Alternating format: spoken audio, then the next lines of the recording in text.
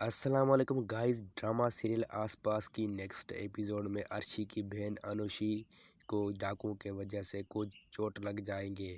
تو انوشی کا تمام خراب ہو جائے گا طبیعت،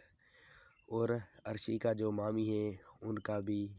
جھمکی وغیرہ ڈاکو لے جائیں گے۔ تو ارشی اپنے باپ کو کال کرے گا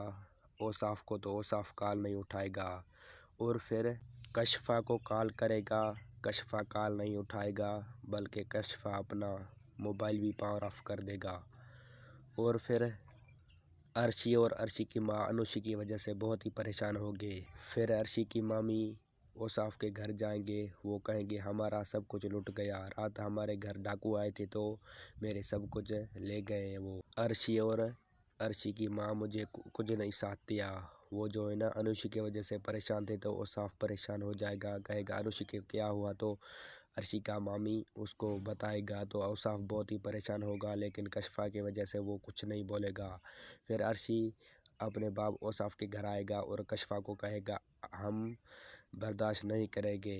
ہم جو ہے نا آپ کے ذمہ ہیں، اوصاف کو وہ کہے گا، اور آپ ہمیں جو ہے نا ہمارا کال بھی نہیں اٹھا رہے ہو، تو آج کے بعد میں اپنے امی کے ساتھ اس گھر میں آؤں گا۔ اور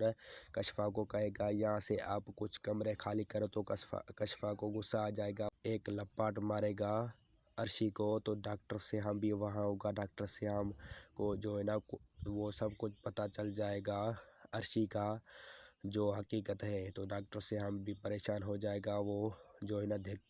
دھکا مارے گا کشفا، تو وہ پکڑ لے گا ڈاکٹر سیام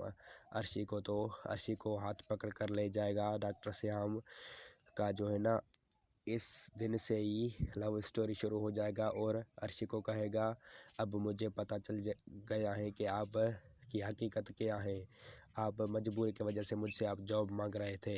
تو آج کے بعد آپ پریشان نہ ہو، آپ اپنی امی کو اور بہن کو لے آؤ، میرا گھر خالی، آپ وہاں رہائش کرو، میں آپ کا ذمہ اٹھاؤں گا۔